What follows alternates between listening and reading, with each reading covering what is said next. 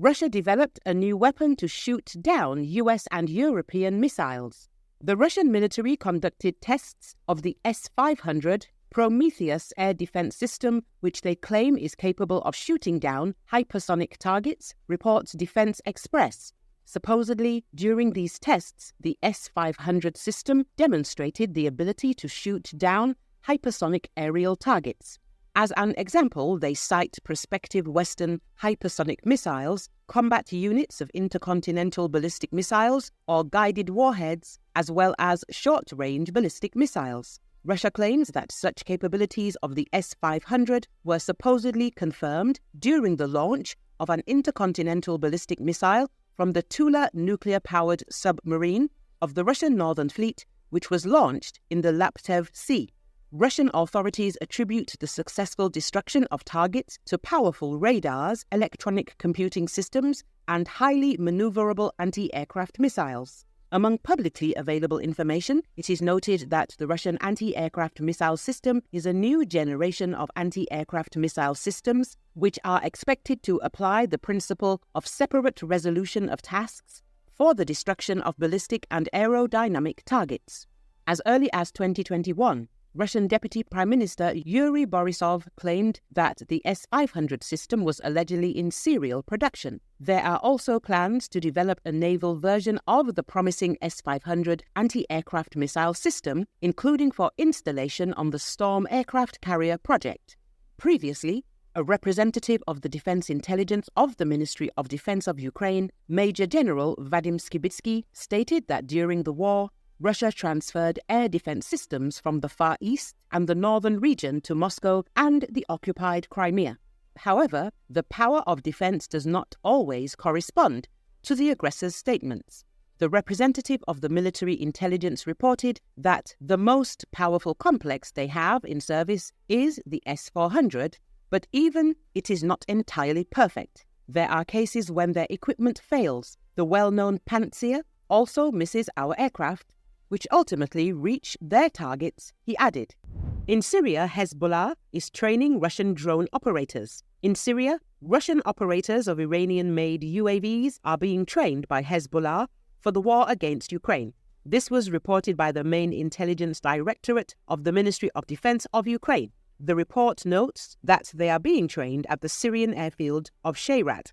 Trainings for Muscovites are being conducted by the Lebanese Hezbollah police and the Iranian Revolutionary Guard on the territory of the Syrian military airfield of Shayrat. The statement said, the main intelligence directorate noted that the Lebanese-Iranian-Russian training course provides for the development of the Shahed 136 and Ababil 3 UAVs, as well as the Ra'ad remote-controlled aircraft. It is reported that the military exercises are headed by one of the Hezbollah commanders, Kamal Abu Sadiq, who specializes in the manufacture and maintenance of drones. Syrian mercenaries are undergoing training together with the Russians, whom Moscow plans to use in the war against Ukraine as UAV operators, the main intelligence directorate notes. Besides, instructors from the composition of the no longer existing Wagner Group, who were on the territory of Belarus, now take an active part in the training of Hezbollah fighters. The main task is to convey the experience of conducting military operations in Ukraine, assault operations by small groups, battles in urban areas, the use of kamikaze drones and shock UAVs with drops. Center of National Resistance of Ukraine says Russians constructed 30-kilometer defense line with 2,000 railway cars. The Russians built a 30-kilometer line of defense from more than 2,000 railway cars. This was reported by Deep State Analytical Community.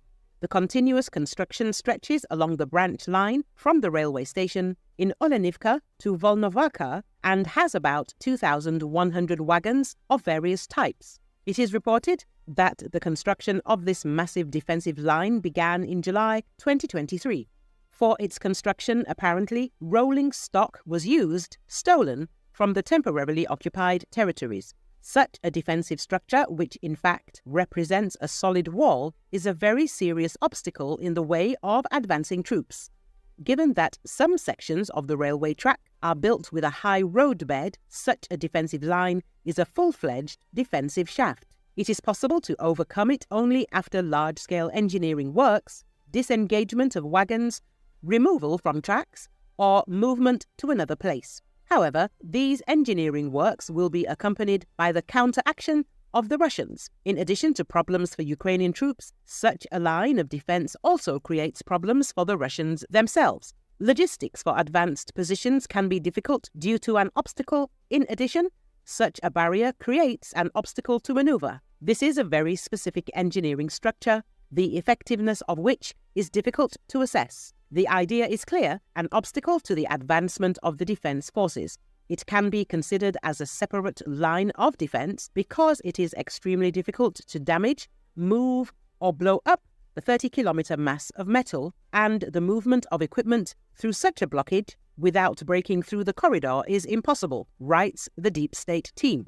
This is not the first time the Russians have built huge engineering barriers as part of a full-scale Russian-Ukrainian war. In April 2023, it became known that the Russians built a solid 70-kilometer anti-tank ditch in Zaporizhia, which stretched from the village of Semenivka to the village of Marinivka.